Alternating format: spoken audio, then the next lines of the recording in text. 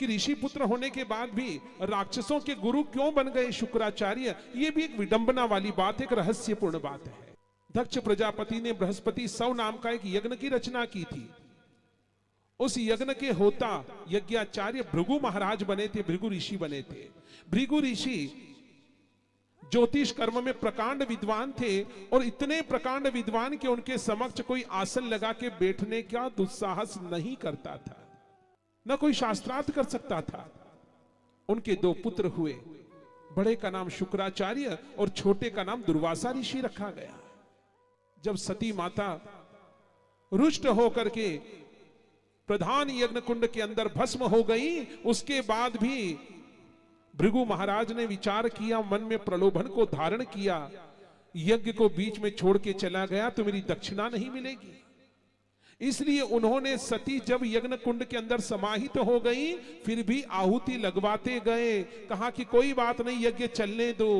तब जब ये समाचार देवाधिदेव महादेव को प्राप्त हुआ, तब उन्होंने वीरभद्रसेन को भेजा है। वीरभद्रसेन ने कहा, भगवान दक्ष प्रजापति का उद्धार करना है, ये तो मैं आपकी आज्ञा का पालन करूंगा, किंतु मैं जानता नहीं हूं कौन है दक्ष प्रजापति। नंदीश्वर आगे आगे चल रहे हैं, मार्ग प्रशस्त करते जा रहे हैं, और चलते चलते उन्होंने कहा, ये है दक्ष प्रजापति। जैसे ही दक्ष प्रजापति दिखाई दिए, उन्होंने त्रिशूल लेकर के मस्तक को काट दिया।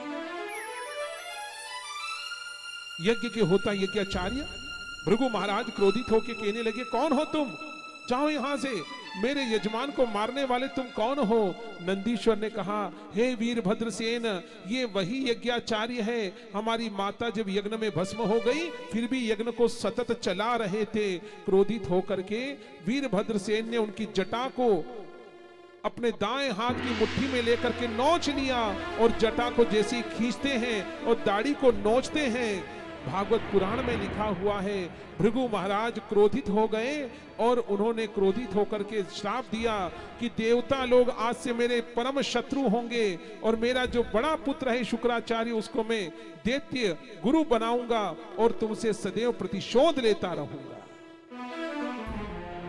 भृगु महाराज ने ये जैसे ही प्रण लिया, और प्रण लेते ही वीरभद्रसेन ने एक मुष्टिका का प्रहार किया और भृगु महाराज भूमि के अंदर समाहित हो जाते हैं। बोली श्री वृंदावन बिहारी लाल की। भृगु महाराज की इस प्रण को सुनकर के शुक्राचार्य तो दैत्यों के पास पहुंच गए, किंतु जो दुर्वासा ऋषि थे उन्होंने कहा, नहीं, मैं देवताओं को और दैत्यों को समान रूप से स्नेह करूंगा, और जिसके ऊपर मैं प्रसन्न हो जाऊंगा उसको वरदान दूंगा, और जिस पे क्रोधित हो जाऊंगा उसे श्राप दूंगा।